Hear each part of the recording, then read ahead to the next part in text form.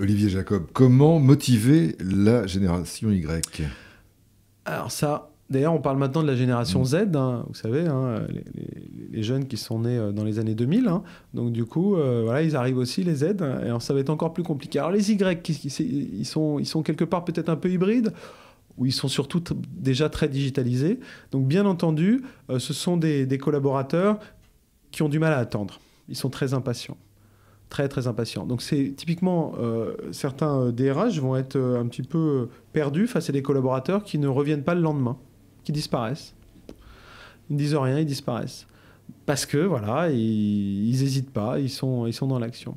Du coup, ces collaborateurs-là, il faut toujours leur donner de la perspective et les accompagner et ne pas être dans une attitude de « tu verras, ça ira mieux plus tard ».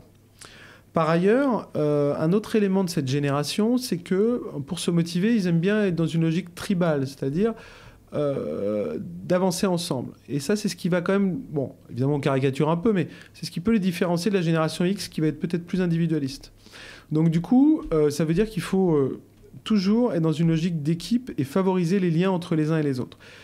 Si vous mettez un jeune, en l'occurrence pour l'instant, tout seul dans un bureau sur sa fonction, il risque quelque part de s'étioler et de se démotiver et de partir. C'est très difficile pour lui de rester motivé seul.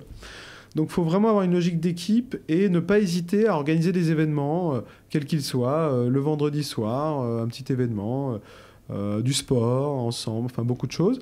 Le fameux baby-foot là, hein, qu'on voit dans les startups, c'est pas juste un gadget. Hein. C'est que si vous le faites pas, bah, du coup, ces collaborateurs, bah, ils vont pas rester très longtemps. Et attention, parce que finalement, vous pouvez pas, à l'inverse, demander à quelqu'un de la génération X de rester le vendredi soir, par exemple, pour prendre un pot. Peut-être que ça l'intéresse pas, donc il faut pas non plus aller trop vers quelque chose qui serait pas adapté. Donc il faut plutôt proposer des choses, essayer d'être cohérent avec cette génération Y et en même temps ne pas forcément faire penser que la génération X est has-been parce que voilà, elle a quand même aussi une certaine utilité.